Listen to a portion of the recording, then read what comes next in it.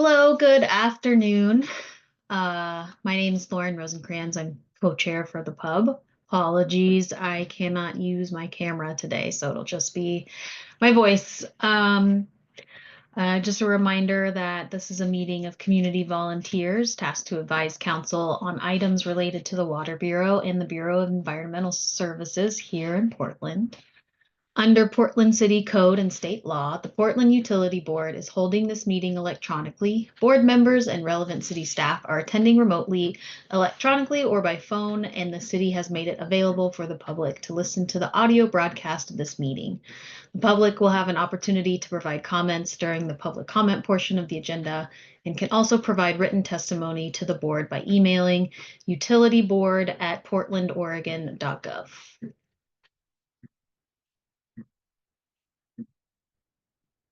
Pub believes and acts upon anti-racist principles in our meeting spaces and interactions with Pub. While every person has the right to share their personal perspective, we stand against wrongful conduct, particularly any conduct that is targeted toward people that are made vulnerable by systemic inequities. This means stepping up as a community when there's wrongful conduct and fostering a space of learning and growth. We put our principles into action by being active and deliberate, by speaking up and speaking out. Each person is empowered to maintain the culture of the Portland Utility Board, and we focus on the impacted individual or population, condemning the conduct, not the person. My name is Amy Archer-Masters, and I'll quickly run through the meeting guidelines. Please state your name before you speak, and if appropriate, who you're addressing or just that you're addressing the chat box is only viewable by the co-hosts, myself and Jonna Lynn. So please limit to technical and logistical issues, including signing up for public comment, asking for technical assistance, or reminding us if you've been waiting to speak and have not been called on. The raise hand is primarily used by the board. We may lower your hand once you begin speaking to maintain the flow of conversation. During public comment periods, the public can raise their hand and you'll be called on when appropriate. If you're connecting by phone, you may need to press *9 to raise your hand. Videos can be turned on when speaking if desired. It is certainly not required. Please mute your microphone when you're not speaking. If you're connecting by phone, you may need to press *6 to mute and unmute. Public comment will be taken during the comment period early in the meeting. You can sign up through chat with myself or Jonna Lynn, or raise your hand during the comment period. It's also available just prior to any formal board vote after a motion has been made and seconded by board members. This meeting is being recorded. I'll pass it back to you, Lauren, for the... Sure. Thanks, Amy. As you can see on our screen, we just completed call to order and disclosure communications. We're going to offer space for public comment and reviewing of minutes from the last meeting. We'll provide some brief updates. Need to discuss the pub budget feedback. We need to discuss recruitment, and then we will finish with announcements in the next meeting before we adjourn.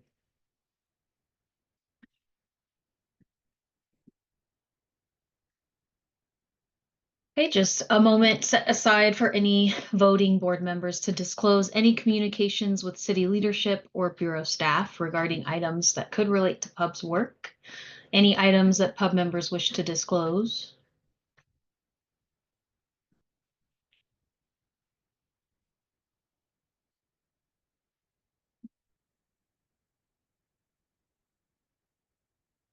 Okay, if there's nothing to disclose, just noting that we have quorum, but we are right at 6 of us. So I just wanted to give anybody, any of the voting members, an opportunity to let us know if they may need to leave this meeting early, so that we can take any needed votes prior to your departure should we lose quorum. Also providing space for public comment. You have the opportunity to use the chat box to sign up to give public comment. We'll call your name. And also before any formal vote, you'll have the opportunity to give comment on any matter.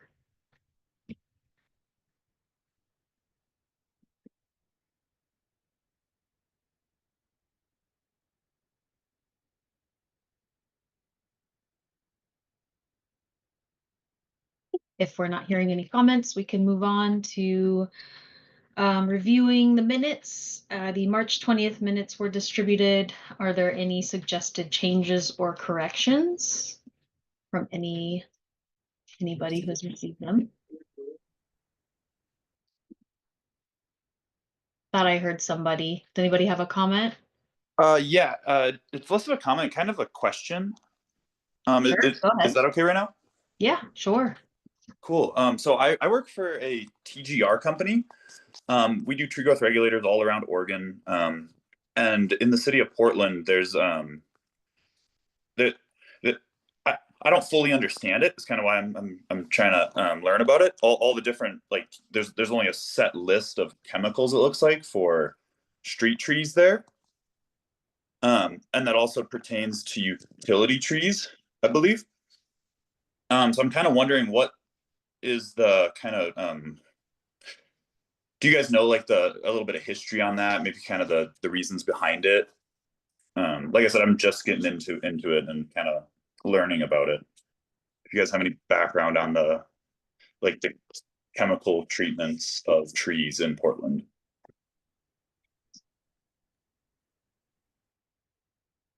I am not sure how to answer that question. Thanks for your comment. Amy, I don't know if you know who we could direct that to.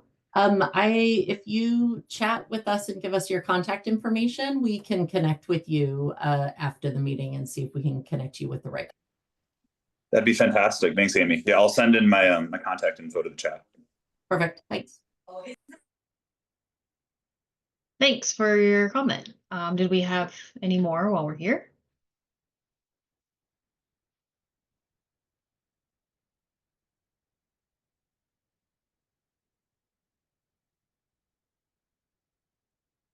And again, yeah, feel free if anybody has anything to add that maybe doesn't want to raise their hand or anything, send your contact information into the chat and we'll make sure we get you what you need. Yeah, thanks again. And back to just approving the minutes. Any suggested changes or corrections?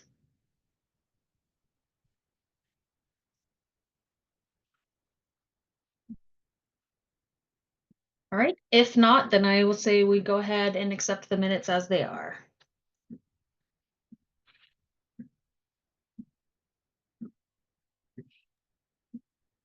Amy, did you want me to go through this or? You are welcome to, but I can also jump in. Yeah, go ahead. Okay. I'm still trying to catch up with this. So just wanted to give pub members, I know that you're often coming straight from work meetings into these meetings, and there's a lot of prep materials to review. So we just wanted to flag that there was a notice that came out from the city administrator, actually the mayor, I suppose, and the city administrator regarding some reorganization within the city and change in service areas, going from the 6 that they had reorganized to last year into 4, and some of the specifics related to that. There wasn't a lot of detail, and I don't have a lot more to share besides what was in the general communication. I will plug into the chat just the link that was sent out so that those members of the public who are here as well can also see the press release that came out related to that and the communication that went to staff. So just wanted to make everybody aware that this, we've been under a lot of transition and change. So this is another element of that. And hopefully connects to some plans for efficiencies and other things. So look to the communication for the thinking behind it and some of the goals, and expect to hear more in the future. The Deputy City Administrator, Priya Dhanapal over Public Works, did communicate with me just a bit ago to share regrets that she couldn't make the meeting and didn't have more information to share beyond what was in the communications either, but does plan to attend the future meeting and hopes to have some more updates at that time. Kyle, did you have a question related to that? It's a general question, and now might be a good time to ask it. Just wondering if there's an update on the director positions. The departure of Edward and Dawn, and the interim directors, and how kind of this new or revised org chart relates to that, if those positions are being filled, or what the status is update is for those two. I don't have a lot of information for you today. I expect we will find out more in the future. We do have the interim directors at the two bureaus currently. There hasn't been a posting yet for the new director, but it certainly does connect to a lot of the work that's underway. And the DCA Donapal had indicated interest and willingness in engaging with pub, some related to the One Water director. We had a leadership meeting that was planned for yesterday, and it unfortunately ended up with conflicts because of the rollout of the announcement, I assume.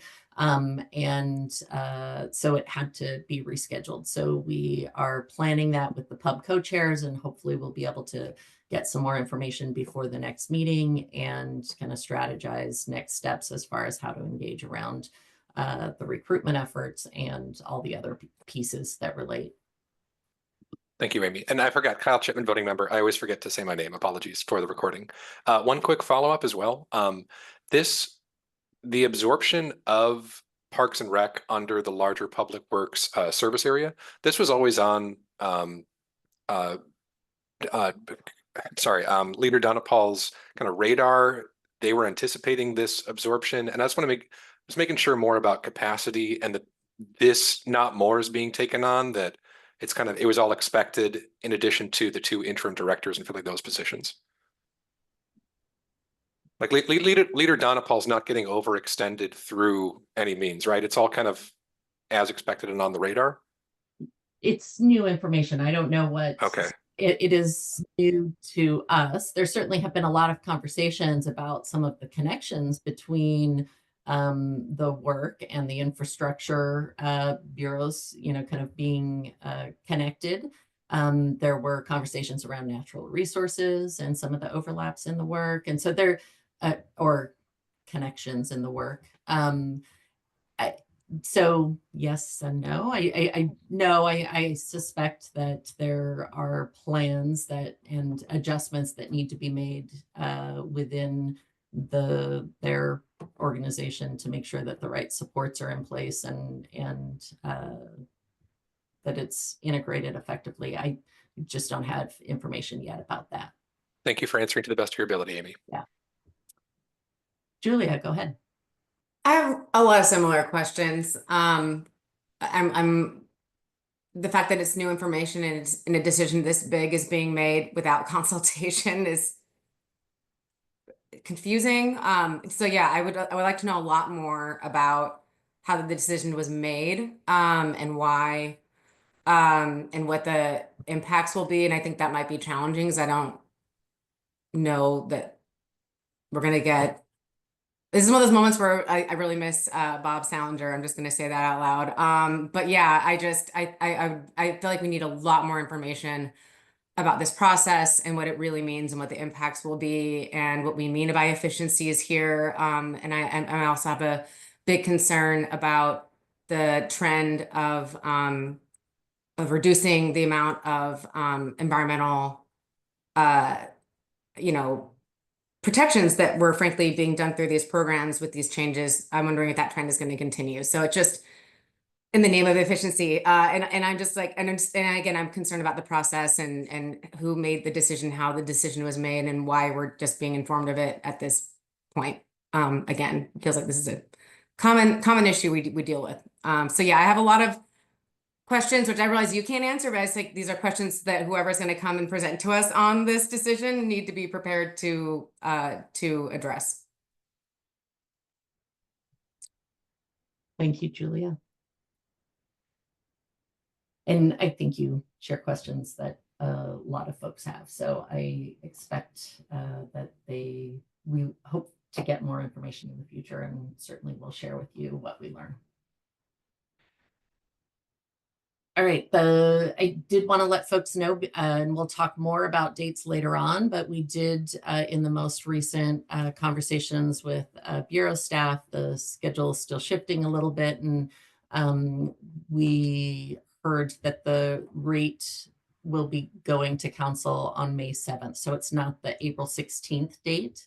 So that gives a little bit more time between now and when the rate hearing happens. We still do have the dates for the council committees on the 7th, on April 7th as well. So those and the talking points that we'll be reviewing today and the written letter, we're still moving forward with that, but we'll talk more about strategy. But just wanted to make sure that we don't lose time and miss that update that regarding that new date. And then not seeing any questions, I wanted to invite Jody Inman to the floor to share from Portland Water Bureau to share a brief update regarding filtration. So this isn't the full update. We have, other agenda items that we need to cover, but Water Bureau staff said that they would be available to share since we had announced the LUBA decision that had impacted the work that they were doing at the filtration build. So Jody, if you are available, the floor is yours. Great, thank you. Good afternoon, everyone. I'm Jody Inman. I'm the Chief Engineer at the Portland Water Bureau. So I'll just sort of give you a quick update, and then of course, I'm here to answer questions that to the best of my ability. So as you both know, I'm sure you all know, we for the filtration projects, we needed to go through land use in both Multnomah and Clackamas County. The Clackamas County land use decisions and approvals are all completed and upheld. The Multnomah County land use decision was appealed to the Land Use Board of Appeals in December of 2023.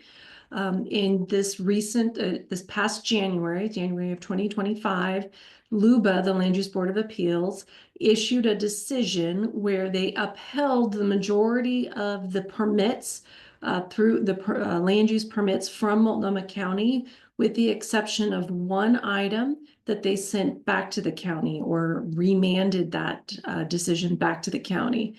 That particular topic was related to the definition of a natural resource, and that LUBA said that the definition that Multnomah County used of what a natural resource was not an appropriate definition. And that definition is what the project had been compared to. So Multnomah County sent it back to, LUBA sent it back to Multnomah County to redefine or to create a definition of natural resources, and then to evaluate the project against that corrected definition. So just to be clear, it was not stating that the project did not do or appropriately address natural resources. There were a lot of efforts and mitigations and avoidance that are part of the current filtration project. It simply stated that Multnomah County had adopted an incorrect definition, needed to redefine that definition of natural resources, and then again compare the project to that. That remand was not appealed and thus went into effect in mid-February. Once the remand was in effect, then our land use approvals for the filtration facility were not in effect any longer. And at that point, we needed to stop, and we did pause forward construction on the project during the length of that remand period. The remand period is 120 days.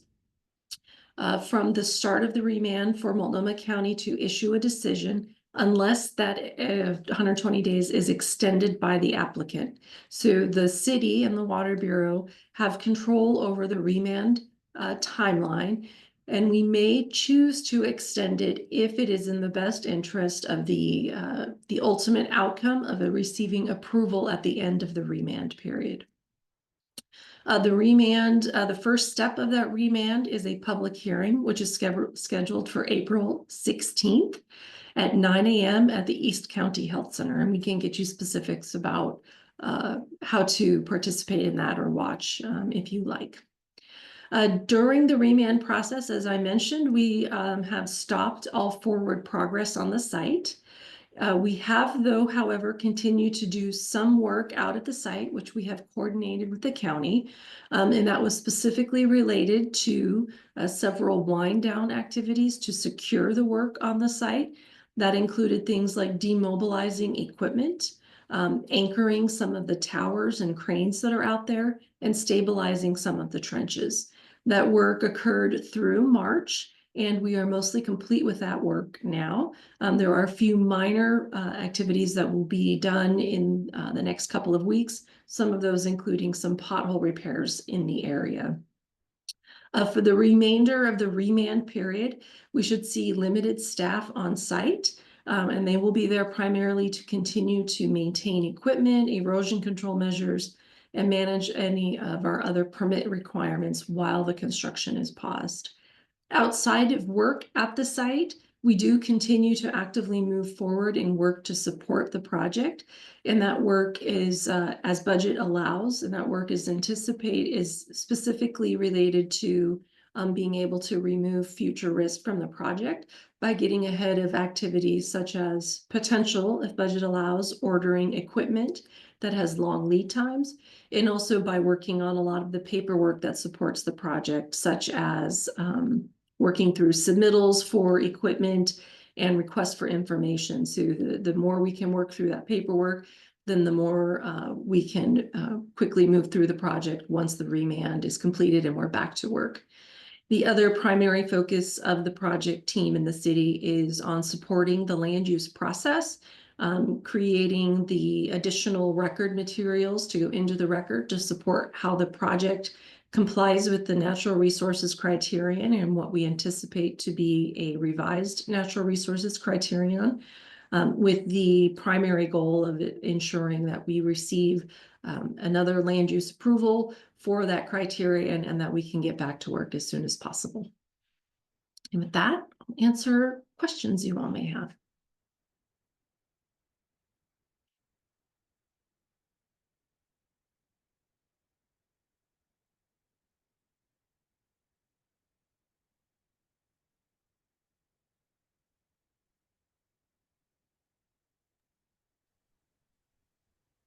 I have Kyle Chipman, voting member. I have two questions. The first is, this is an at minimum a 120-day delay to the overall construction timeline. It is a 120-day pause. The ultimate impact to the final end date for construction is not yet determined. Okay. In terms of just beyond hitting the regulatory requirements, are there any like critical path effects where as you slide into a different season, construction becomes more costly or difficult? And can you provide more detail on those impacts? Yeah, so as we get, we are looking at an estimate of about 4 to 6 months on the outside for the remand process. And we are focusing on keeping and retaining the contractors that we need right off the bat to go back to work immediately on day one.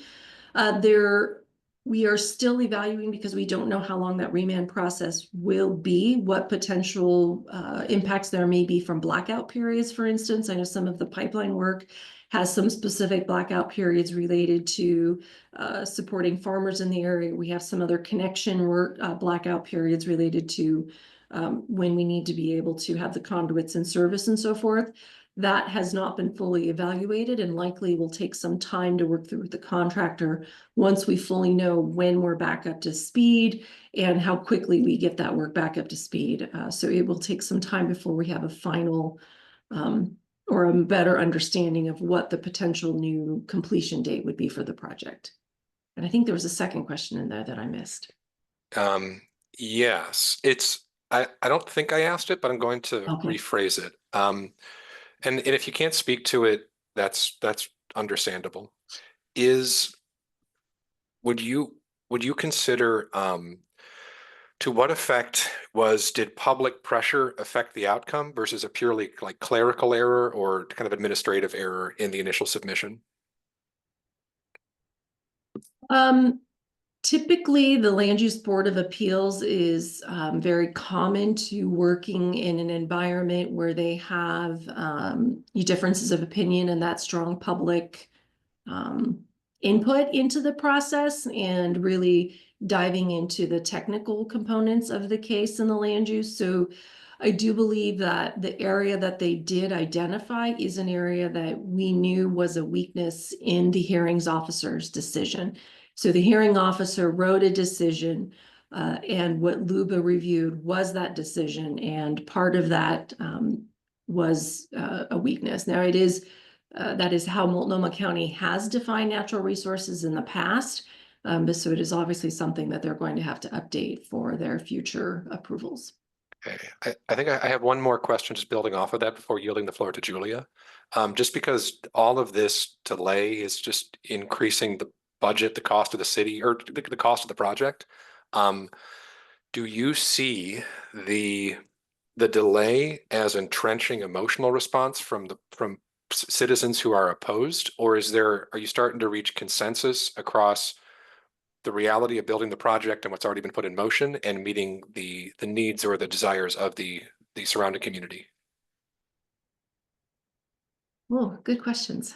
So I would say that we could always use a more vocal support for the project than we necessarily see.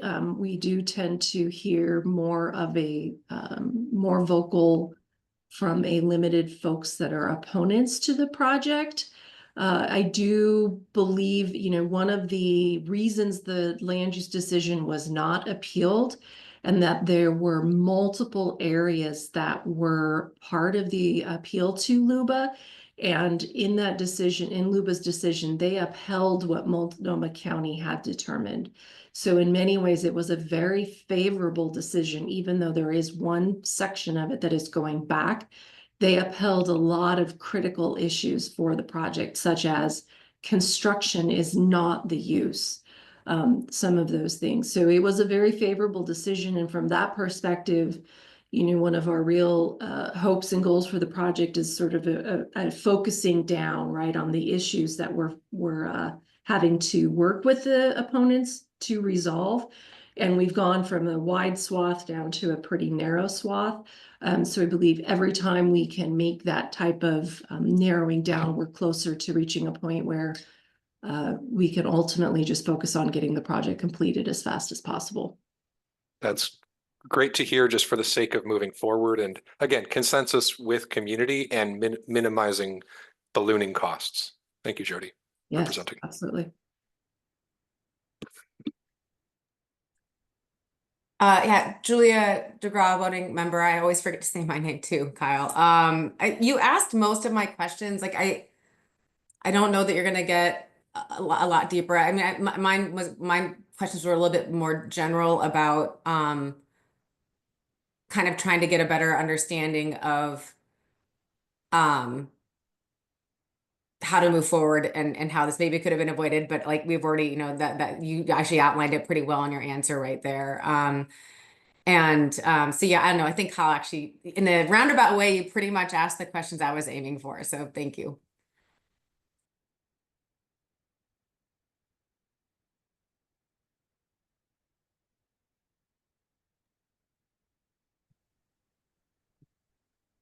All right, well, I yeah, guess go I have a ahead. question kind of for Amy, but also for the board. And our efforts are still focused just on getting long-term budget recommendations to the city council. But is it just enough to remain plugged in on this effort? There's no like direct action, or there's nothing we can really do right now. It's just remaining aware, understanding context, and that's it. Yeah, exactly. I mean, until we get to the next points of, what the impacts are, or updated information once that period is over, then there's not much for the board to do in the interim. So just wanted to make sure that everybody was kept up to speed, particularly since there's, ongoing press coverage and there's going to be continued conversations. Just want to make sure that you're brought along in the process and have at least the current information that we know, and ready for discussion if and when more discussion is needed. Julia, go ahead. I guess I remembered a more specific question. Are you able to dig in a little bit further about what the specific unresolved issues are still at this point? And how you anticipate being able to resolve them. I feel like I don't know enough to ask that question in a super specific way, but I hope you get what I'm trying to say.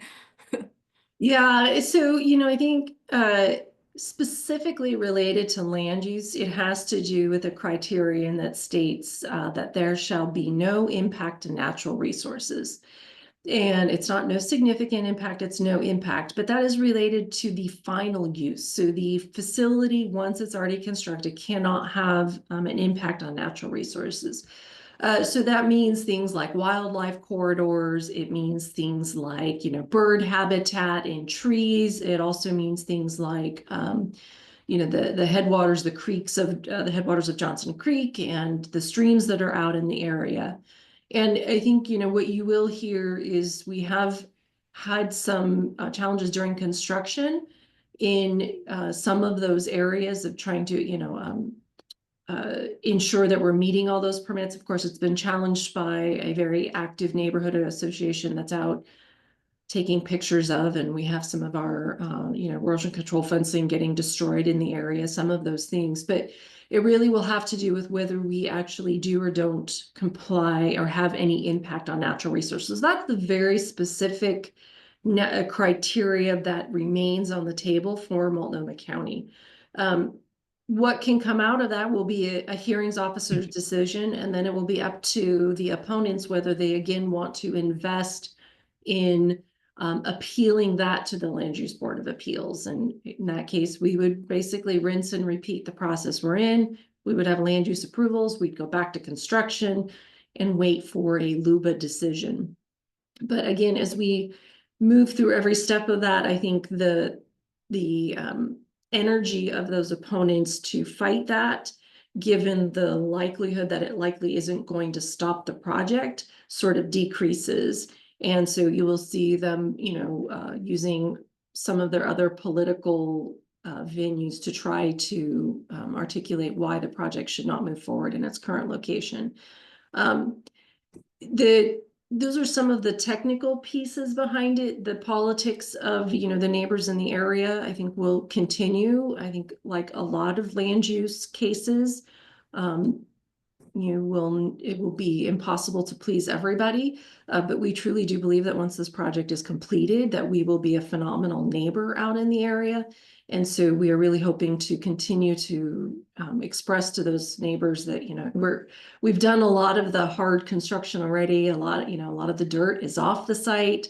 So a lot of those construction trucks are done. We do have a lot of concrete and stuff to move, but we're trying to do that in a way that is at least impact to them. And when we're operating, we will be there and we will be responsive and we will be good neighbors. So risk wise, I think just, maintaining that consistency that filtration is the right answer. And what we need to do is finish this project. That is going to be the cheapest alternative at this point to comply with the bilateral compliance agreement to treat for cryptosporidium, is to actually complete this project now at this point in time. And then trying to have the city support that in all of its venues, including the legislature, if needed and necessary, to be able to get this constructed as soon as possible. I don't know if I answered your question. Oh, you more than answered it. Thank you for intuiting the what it was I was really looking for there. So I appreciate that answer. And yeah, it's not optional. You got to do it. It's not, and changing how we comply is not going to save any money either. That ship has really sailed. And I think, even from a neighbor perspective out there, to have to undo that site is going to be just as traumatic as likely it will be to finish it. And delaying is also additional expense too. So yeah. Delaying Anyway, but no, additional expense. Yeah. There will be, in addition to the conversation about schedule, there will be some conversations we'll have to do about the cost related to that delay. But it's really impossible to know, sort of until we move through that and we see what the construction seasons are, how much we can catch up. If we're able to pre-order equipment that removes delay in the future, some of those things. So it's not really entirely known. And we have given OHA notice about the schedule, so we are in compliance with them as well. Yeah, a lot of uncertainty has been thrust into the situation, clearly. But yeah, sorry, I might have spoken over you, Kyle. I apologize. Kyle Chipman, voting member. I was kind of hesitating. The only thing I can think of, and when I hear, it's tough because I do not live in the affected community, so I see the accrued cost through the lens of all of the communication of the larger budget crisis that the city is operating under, and like I think about the context of those the emails going out, like community centers closing, like there is immediate this is a challenging moment Yes. in a very underserved, to use a term that underserves the severity. It's challenging, and that it's not trying to like downplay the effect of a local community.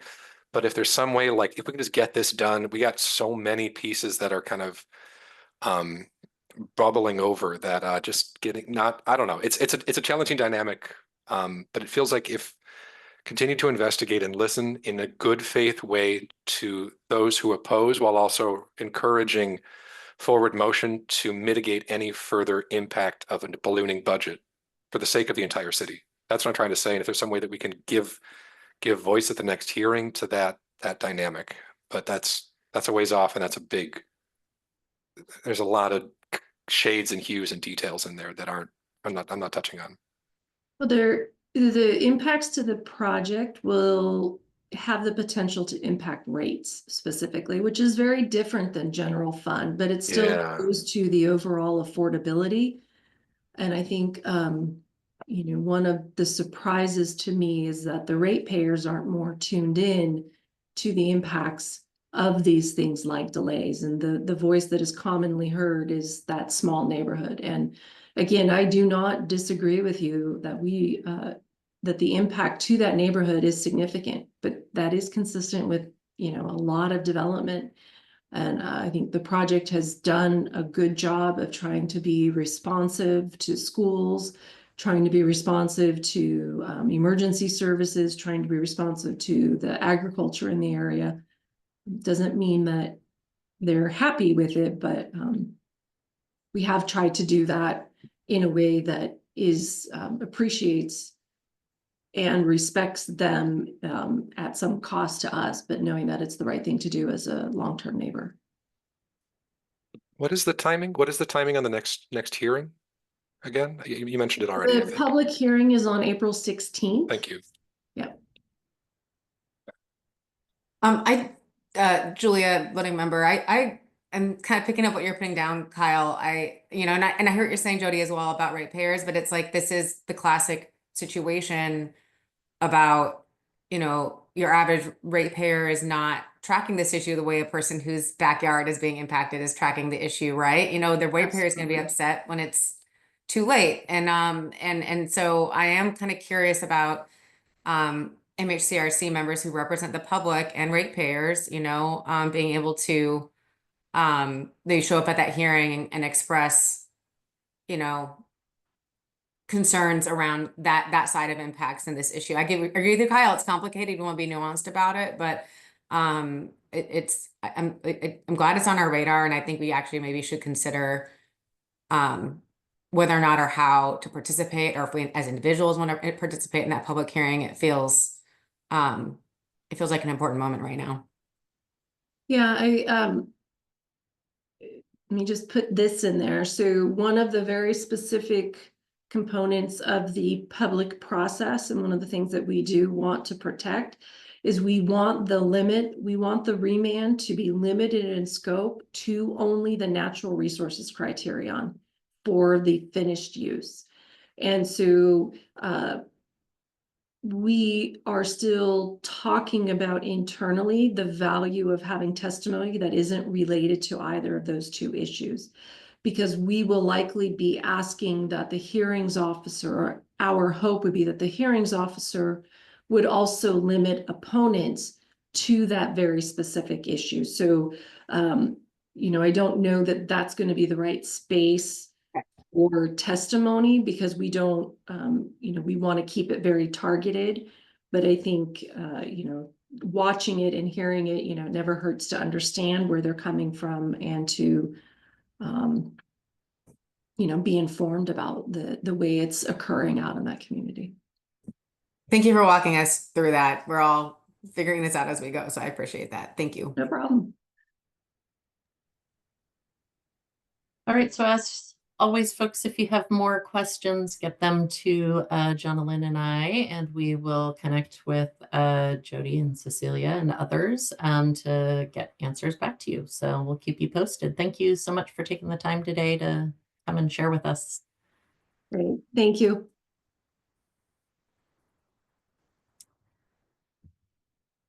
All right. So with that,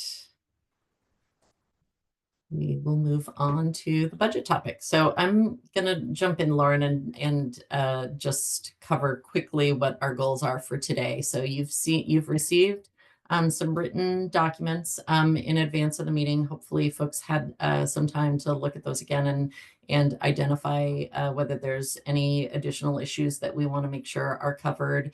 Want to take a little bit of time to hear from you all, talk a little bit about verbal testimony as well.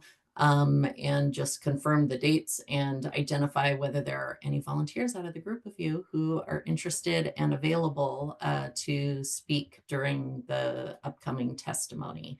So I will we'll come back to the date specifics and time specifics a little bit later on. And I will bring up the documents for us to look at. So I will start with the written document, since that is ultimately the first goal. Well, two goals, the written document and preparation for the meeting next Monday for the committee meetings, assuming that we want to provide testimony. So the written document that you have seen, we have made more edits to, incorporated some of the feedback that we heard at the last meeting, and tried to address some of the gaps and issues that were identified.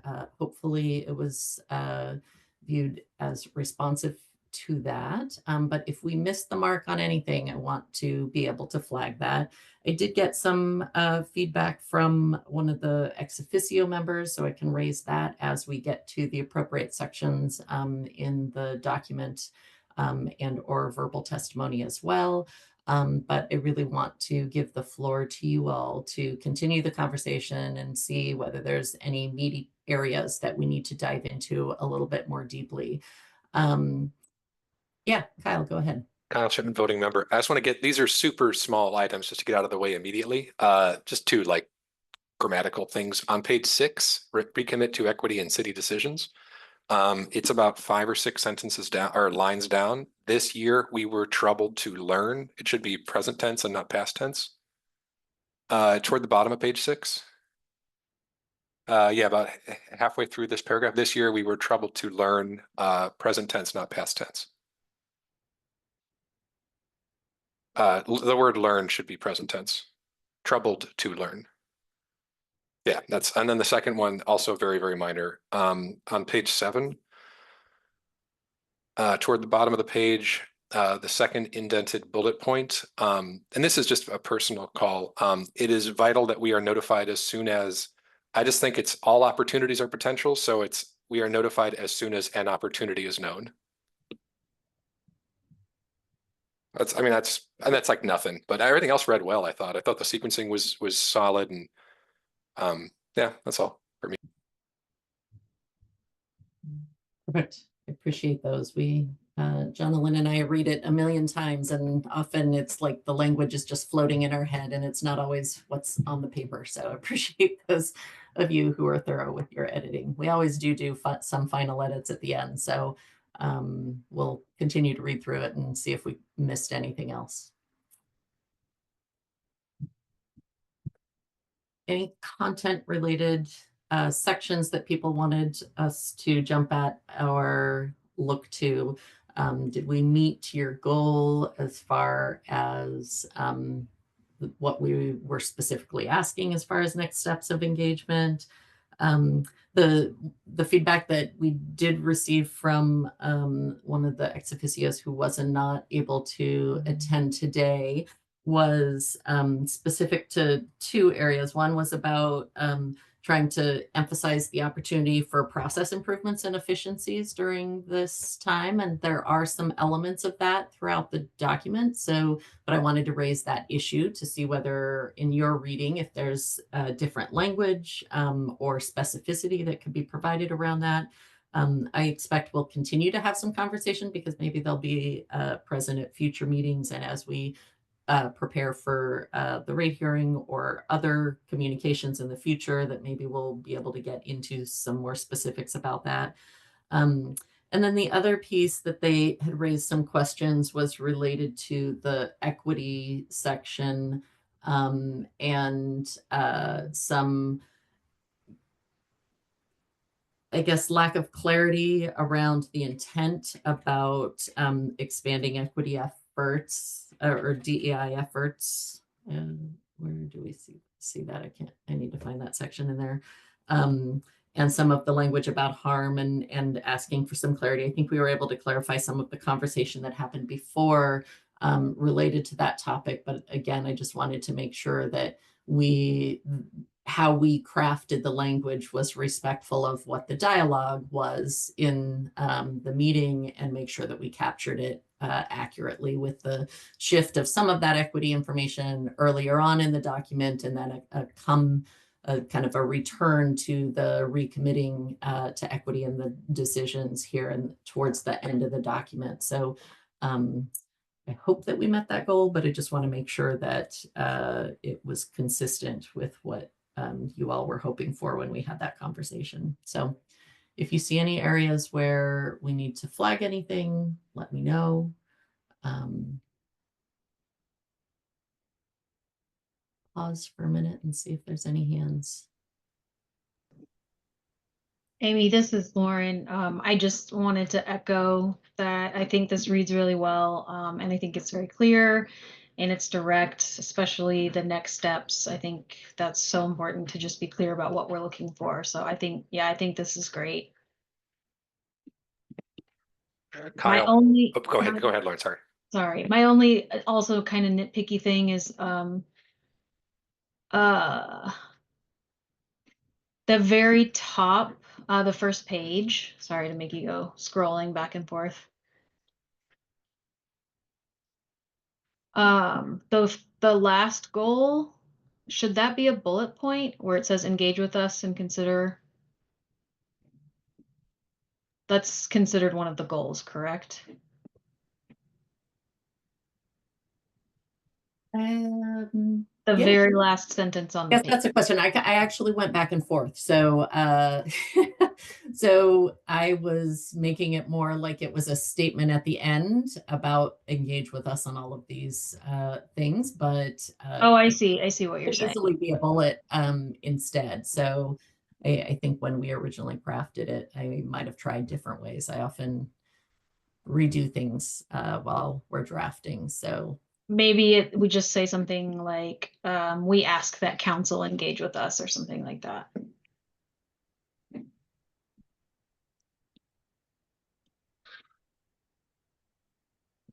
Oh no. And trying to keep it on one page. I think it screws up the one page. No. I think it reads all right as just a standalone sentence. Okay. Also, you got the parallel construction on the 3 bullet points too, which helps to reinforce. That's true. Okay, well then I take it back. okay, so leave it. Sorry. We were trying to keep it so that the front page was, if that's all you read, there's at least some asks in there, and that it has all of those pieces, and the engage with us is kind of what we touch on more detail in the conclusion. So Right, but we're just saying that's our one big ask, is that you engage with us. I understand. Yeah. Okay, great. Just a brief, Kyle, voting member. I think the bolding works nicely, so thank you for incorporating that as well. I agree. I think that helps too. Punches stuff through. Good. I was hoping we caught the right bolds. Kind of went back and forth with some of those too. So, all right. So I'm hearing generally positive feedback. So I'm going to Well, I guess we can create space for somebody to make a motion while we have a voting quorum. And I can pull up a sample motion if that is helpful to finalize the letter. And so let me I think that's a great idea. pull up our.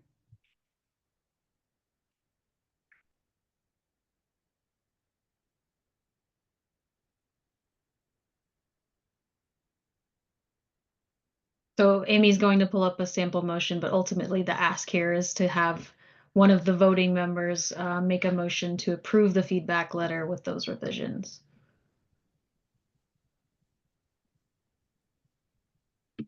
Go ahead, Kyle. I move to approve the pub's budget letter as discussed today with final edits and submission by pub staff. I second. This is Julia. Oh, should I say my name again? I'm so sorry. I always forget. I think you said. I said it. Okay. It's all good. Thank you. Okay. Oh, I put it to discussion. There's public discussion made at this Yeah, point. so I will, if there's any final pieces for discussion, and then I think we had kind of resolved discussion mostly, so we'll call for public comment. This is Jim. No comment from me. Thanks, Jim. In that Alright, case, I put, as the person who put the motion in order, I put the motion to a vote. all right, let's start with Lynn. I vote aye.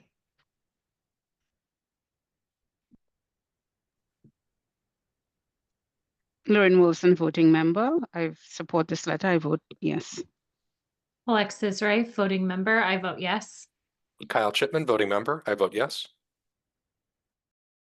Julia DeGraw, voting member. I also vote yes. Robin Castro, voting member. I vote yes. All right, motion Great. passes. Thank you, everybody. Thank you for making that so seamless for us, Amy.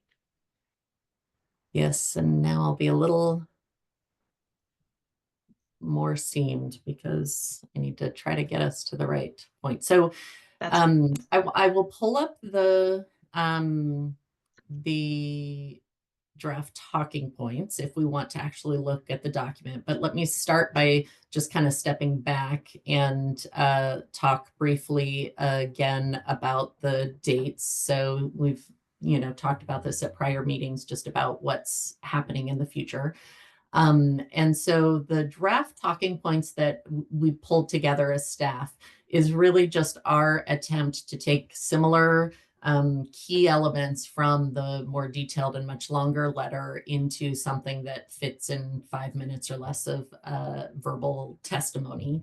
And so the two immediate events that are for consideration for the testimony are the two council committees that will be hearing public works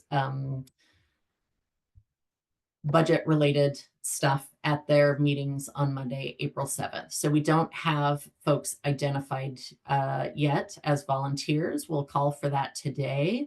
But we have been in contact with the staff that support the committee. And they said that at the transportation and infrastructure that they'll be hearing the staff presentation about utility rates. They'll take testimony from the pub and just hold committee discussion. So it's not, they're not taking any action on the ordinance itself at that meeting. So it doesn't have the same public testimony process, but pub is there as invited testimony. The finance committee also meets the same day, later in the day, and the transportation is 9:30 to 11:30, and then the finance committee meets 12 to 2. They will be hearing and taking action on the rates to potentially send it to the full council, which would then go, I believe, to the May 7th full council for the utility rate hearing. So those are the two opportunities that we're talking about. So whether you want to also seek to testify at both of those or just primarily at the Transportation and Infrastructure Committee where the policy group is happening. So the testimony that we've drafted is in preparation for one or both of those. And it does not have to conform to the language that we've put on paper. Whoever the volunteers are, it also needs to come naturally out of your mouth and have your voice. And so there's a lot of editing and individualizing and making it actually you that can happen between whatever we discuss as a group. So there's a little less like wordsmithing in the group. So the specific words are less important than are we hitting all the key points? Or are there any pieces that you want to make sure are emphasized? And so that's more the intent of the draft that I provided to you is, okay, here I've tried to take out what I think the key points are based on what we've talked about and tried to, at least read through it myself and get it closer to 5 minutes and kind of see where we land. So that's what I open up to you all for discussion.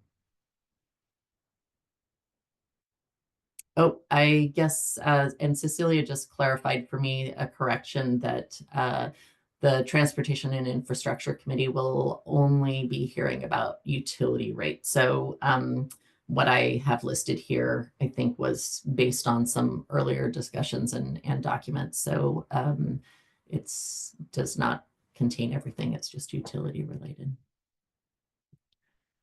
So let me open up to you all. Julia, I believe you have your hands. Yeah, I mean, so does that mean that there isn't a public comment opportunity for the Transportation Infrastructure Committee portion, and there's just the Finance Committee public comment opportunity then, or? We have not spoken because we just got this most recent information from the staff of the Transportation and Infrastructure. So need to also try to make contact with the Finance Committee staff as well. My understanding is that it would have, because if they're taking action, that there would be some opportunity for public comment. But we can also seek, at least ask if you're interested in testifying at both in providing testimony directly to the Finance Committee as well. Or if they're forwarding something to the rest of council, then it may be at May 7th that you want to have additional testimony. So it's really up to you all what your availability is, what your interest is. If no pub members are available in the past, we've still wanted to share your testimony. So I've provided it as staff.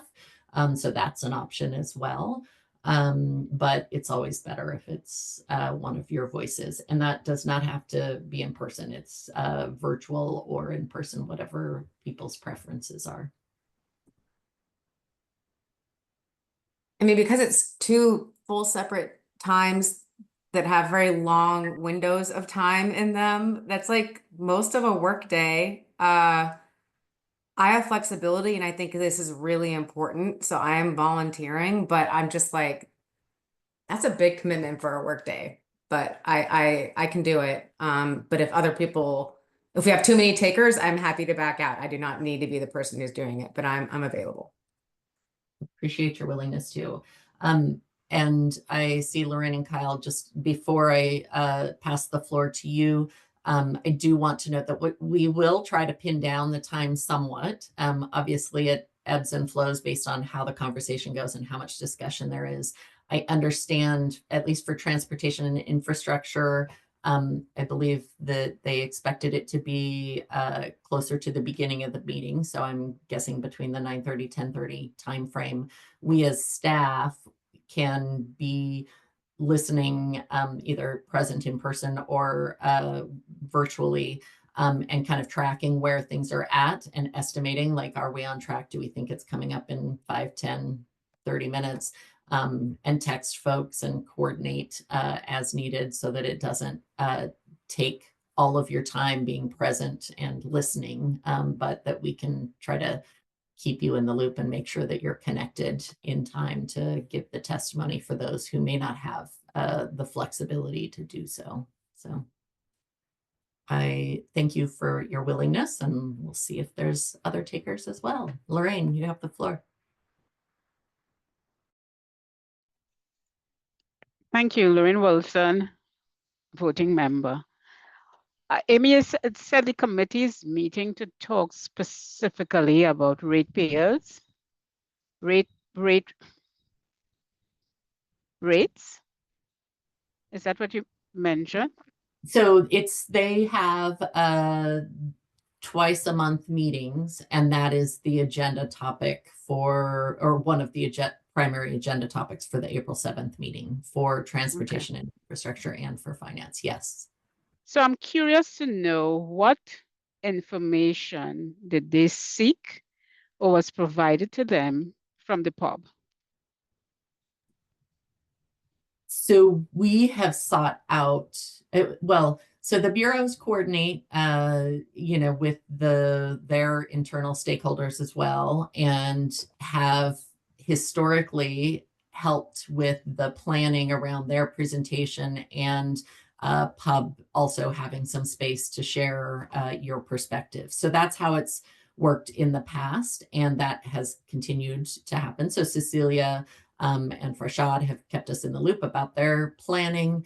And then the DCA Donna Pauls and her staff have connected us with the point person for transportation and infrastructure to around being invited testimony. So it is partially because we want it to be. So Hub is seeking out that opportunity to testify.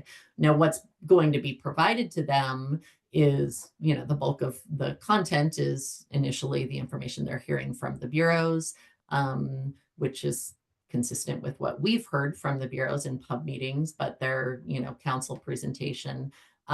We will be providing the written letter, at least who we've have it addressed to currently is to the chairs of that committee. We probably, I don't know that, I think the finance committee is on there. I can't remember. We'll have to look back. We may want to change that in the letter to make sure that it's being addressed to both if you're going to be testifying to both. And then whatever you would provide verbally. So that is what they would have to consider. There's nothing additional that's been provided so far. Thanks for sharing that. Because I was listening to part of the finance committee meeting today, and it was heartening or disheartening to know that they were challenged in understanding the budget process, as I think I was when I first started, and they were talking about reserves and how reserves are coming out. And it was interesting listening to the current new members of council. And I just wanted to put on the record and that let me see. Let me think about what I want to say because it's going on the record.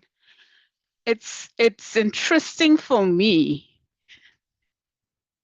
over the years that there is historical information. There is sound deliberations that has happened with PUB, a board that was created to advise on it. And it is concerning that, and this may be an assumption, that there is no interest in seeking out the information. And I understand that they have this learning curve that they're on, but I think so many things, so many decisions, we just seem to be going around and around, and the same things it's there, it's documented, but nobody takes the time to go and delve into historical information and decisions that were made, the information that has been provided, to take that time. And I just wanted to share that that is the concern I have with, yes, we're going to be testifying and stuff like that. But on that day, there's a lot of information going to be coming into them. And I would hope that somebody, I don't know who it is, would have directed them to say, hey, here is some information.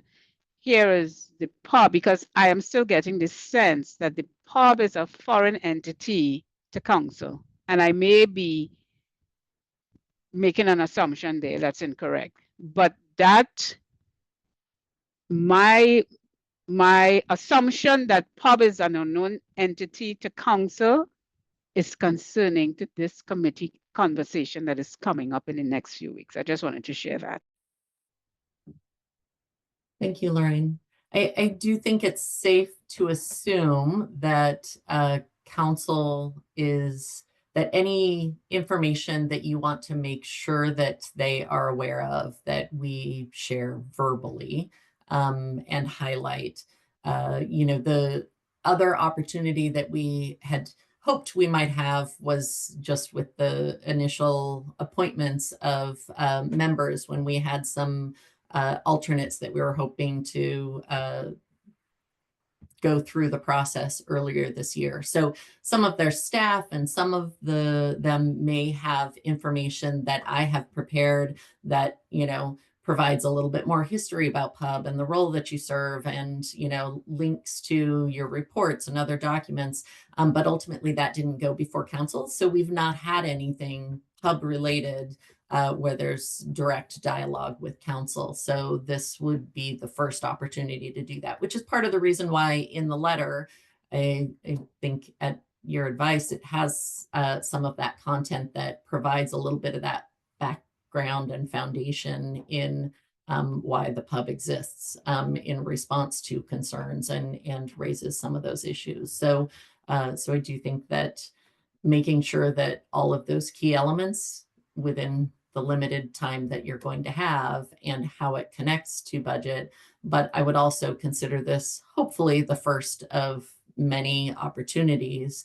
And that's part of the intent, is to open up the opportunities in the future at future committees, work session, that some of those engagement opportunities that are listed towards the end of the letter that seek future opportunities for dialogue with them.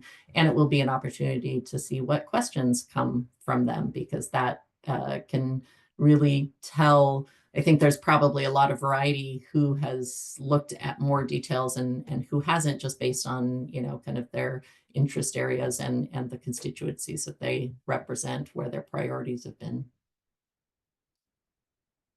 Kyle, go ahead. Thank you. Kyle Chipman, voting member. My question is in alignment with Lorraine's point, and I just think about my own experience as well. Well, first, a little bit of context. I'm traveling in the Midwest tomorrow through April 11th for work and family.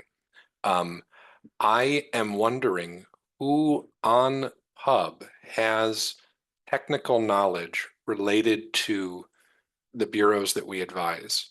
I say that because I do not. I have a big open heart, and I want to show up and help, but I don't feel confident that I'll be nimble in response to questions, and I don't want to stammer and then, I don't know, create a middling representation of the work performed by the board. And I also don't just want to read from a letter. So just wondering who has technical knowledge on the board to really be responsive. I would love to.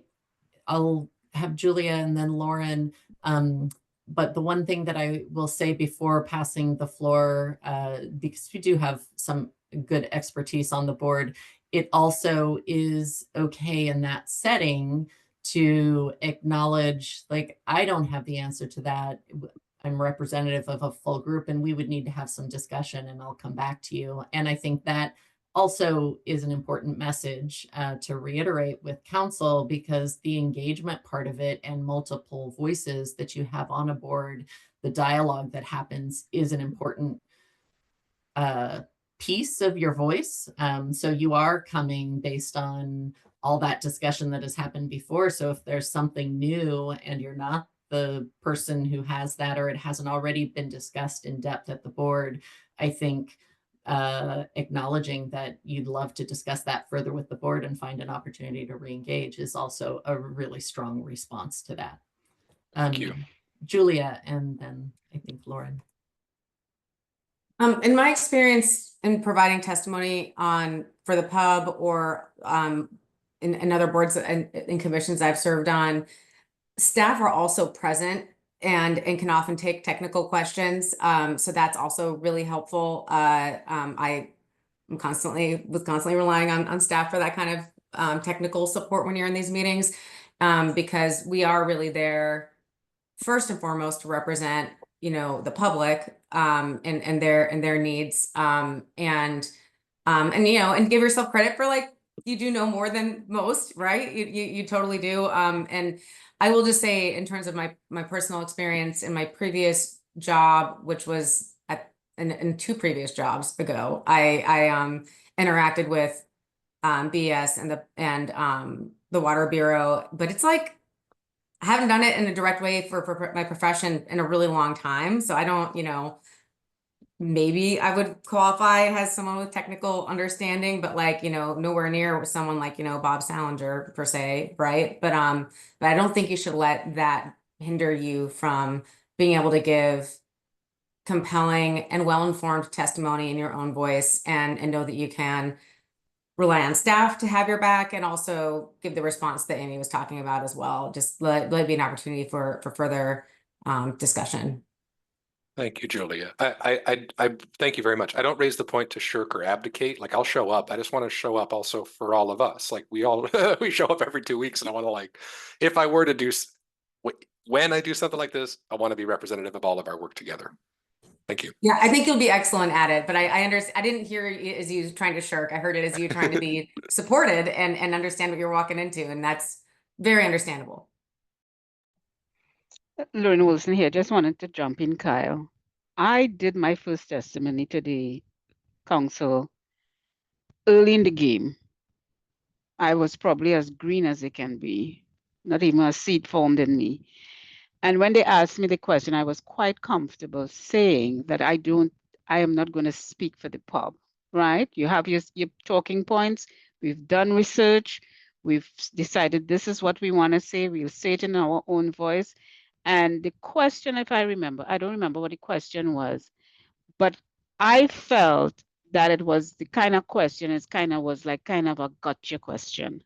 And like I was supposed to provide a solution for something when we are a board that is making recommendations. So I just wanted to share that with you. So don't be shy. And I know you're not choking, but don't be shy. Don't let that stop you. And I don't know how it will be different. I do know that there's different voices on council now. Their familiarity is different than historically. What the staff has shared with us is that you'll have 5 minutes to speak, and there'll be 5 minutes for some follow-up questions.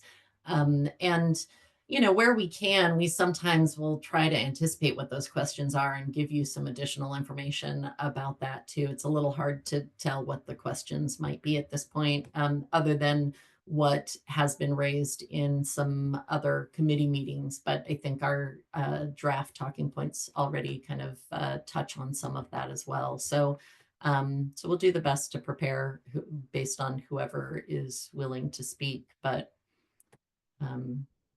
yeah. This is Lauren. I put my hand down because Amy and Julia and Lorraine said it all. I think they covered it all and very eloquently, much more than I could. And but yeah, just echoing what they have said so far of we're on top of, you have any representative has every right to just be able to say, I don't know the answer, but I can find out, or we can discuss, etc.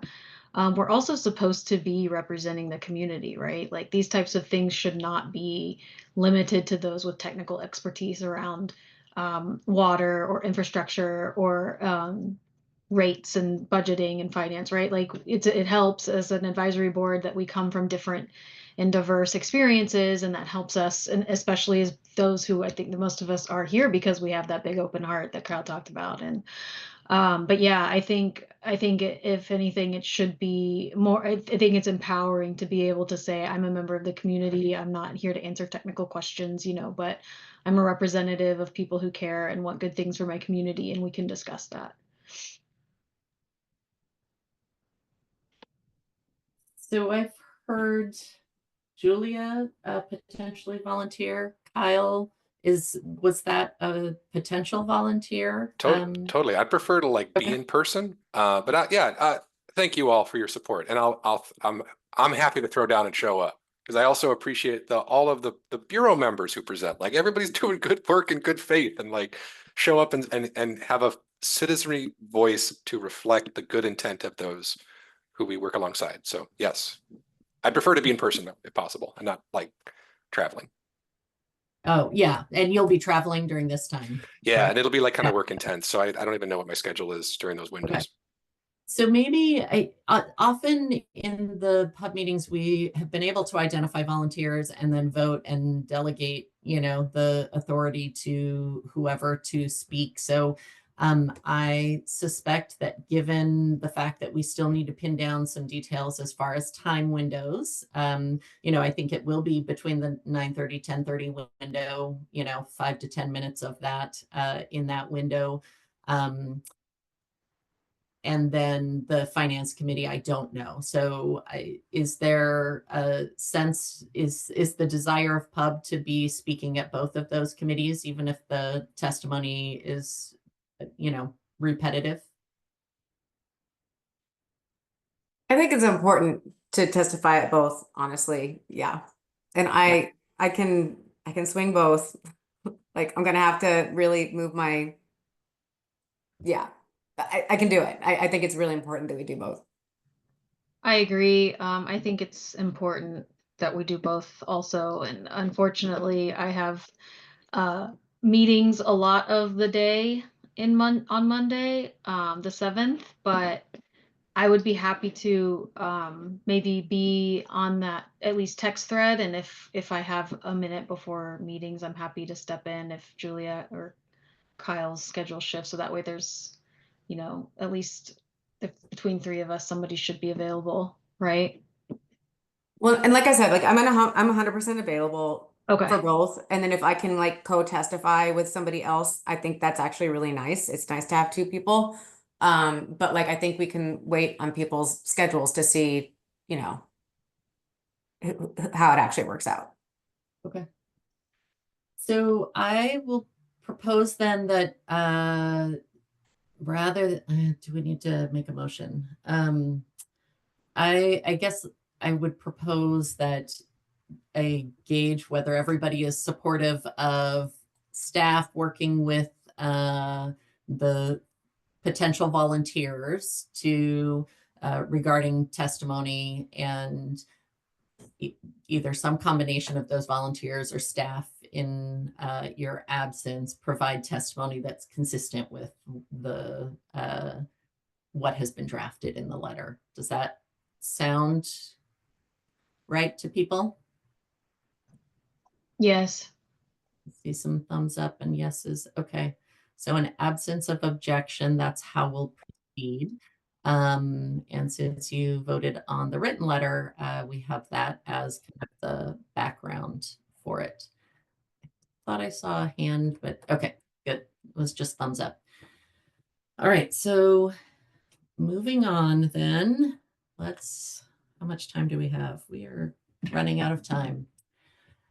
Okay, let me very quickly, I think that's the end. We don't need to go through this. We'll talk more as we move forward. We'll send more communications. We'll, at our May meeting, loop back around testimony, and that will be right before the rate hearing. So we'll connect again before then as well.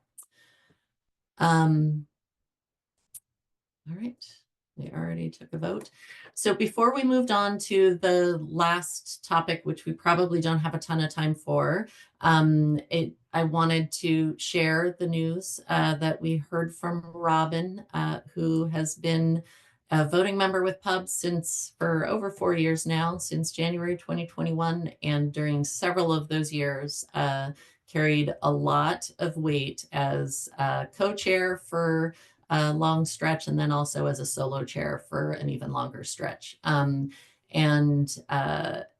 know that in the absence of your fellow co-chair, Karen, who's not here, on behalf of both of us who worked so closely with you behind the scenes, and everybody else, that there is such deep appreciation for what, Robin, you have brought to the table. And Robin has shared that this will be her last meeting with the pub, and then she'll be stepping away. And so I just want to share thanks for all of the time that you have given us and given to the community and the city in this role, and all the work that has gone in behind the scenes, including, vacation time from work to testify and write letters and show up for meetings. So deep gratitude for all that you've done, Robin. Thanks, Robin. You'll be missed. Yes, oh my gosh, this is a real surprise. You will definitely be missed. And your service has been so incredible to this board. Sad to see you go, but thank you so much for all of your service. Thank you, Robin. Yeah, Appreciate all that you've done. Thank you, Yeah, Robin. just ditto. Thank you so much, Robin. It was such a pleasure working with you on this effort, and so appreciate all of your leadership. You'll be very, very missed. Well, thank you all. I wasn't expecting all the kind words, but yeah, thank you so much. Pub has been a huge part of my life for the past 4 years, and I'm just coming to a place where I don't feel like I can bring my full capacity to it, and I didn't want to have my foot half in the door and half out. And so yeah, thank you again for just recognizing me, and just continue the good work. Thank you all.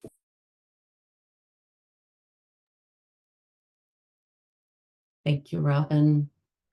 So in the final few minutes that we have, Jenilyn has been working on, of course, this also opens up another opportunity for another community member. And luckily we're moving into recruitment time. So as we've mentioned at the last couple meetings, we're continuing to move forward, and at the staff level, try to do as much of the work as possible, getting the announcement live and posted. Appeal to all of you to spread the word within your community and those you're connected with, anybody who you think might be a good fit moving forward, because we will have a number of vacancies, the ones that we already have now, as well as the potential reappointments of current members as well. Before I continue, I see Lorraine, your hand is raised. Do you want to add something? Since you segued into that, I wanted to share verbally rather than in writing, because I attempted 3 or 4 times to communicate what I wanted to share about the announcement for new pub members. And I think it was brought up at this week's meeting, the importance, and I don't think I saw it emphasized enough, of community's voice. And the reason why I wanted to share that is because I think it's important for community members not be intimidated by oh, you need to have this knowledge or you need to have that knowledge. I wanted to share that because I think it's important for people to jump in the deep end, ask questions, and learn how to interact with their government and learn what it means to be an advocate for a very complicated process, because it hits them in their pockets. And I just wanted to emphasize that. I love having, we had a huge loss, to our pub committee. But also I want to re-emphasize the importance of community members not being intimidated and saying, oh, I don't have, because if it had intimidated me, I wasn't going to be on here. And I've learned a lot. And I have pushed for the city to make that knowledge more accessible to the everyday Portland resident. And it came up today at the finance committee meeting, as I said, even the councillors are saying this budget thing is complicated. I'm voting for something and I don't think I have all the information. And I think that is I took that as an added call to the city making its processes, its policies, and all these things more accessible. Thanks. Thank you, Lorraine.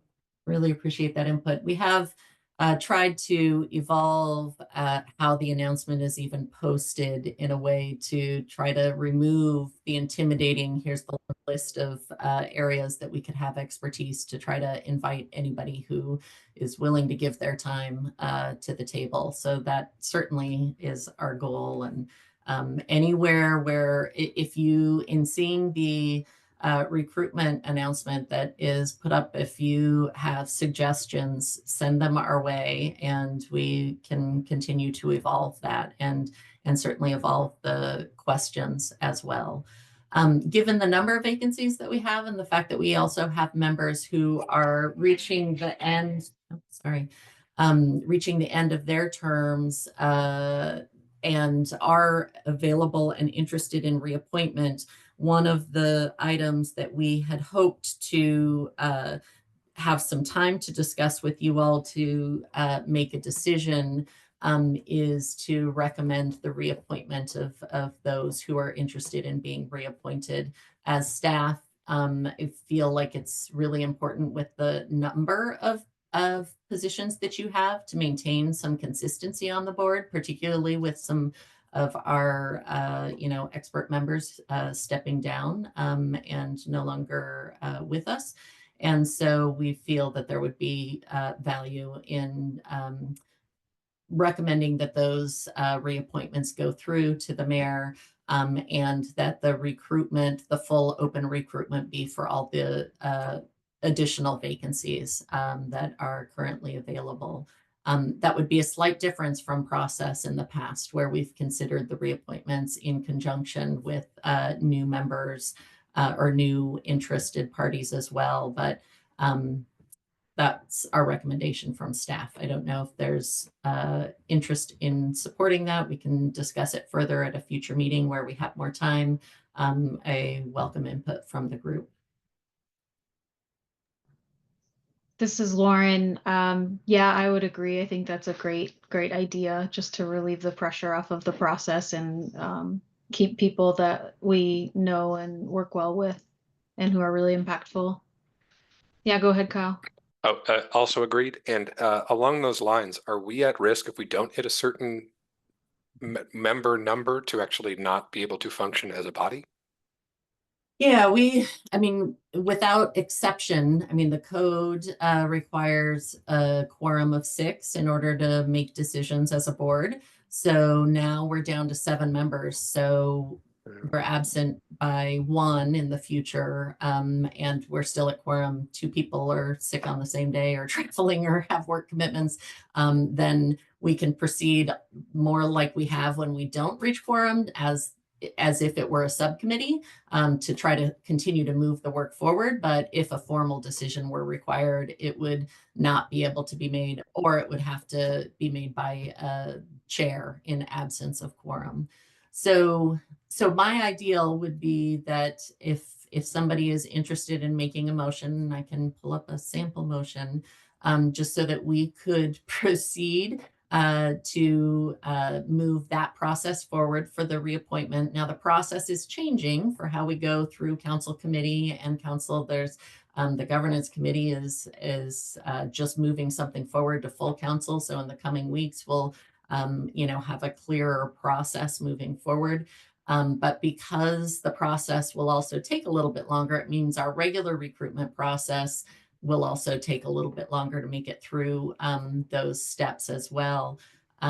So we'd like to get moving on the reappointment, keep our numbers so that we still July 1st have numbers, even if they're tight, to continue to advance the work.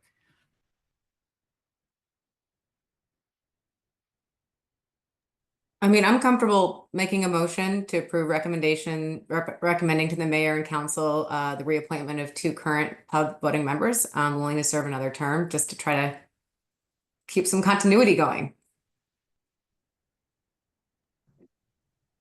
Thank you, Kyle Julia. Chipman, voting member. I second that motion. Excellent. Any discussion?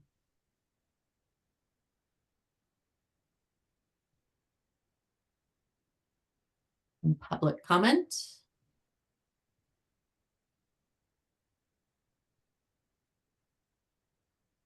All right, seeing and hearing none, let's go through the roll. Lauren, you're up. Lauren Rosencrans, I vote yes.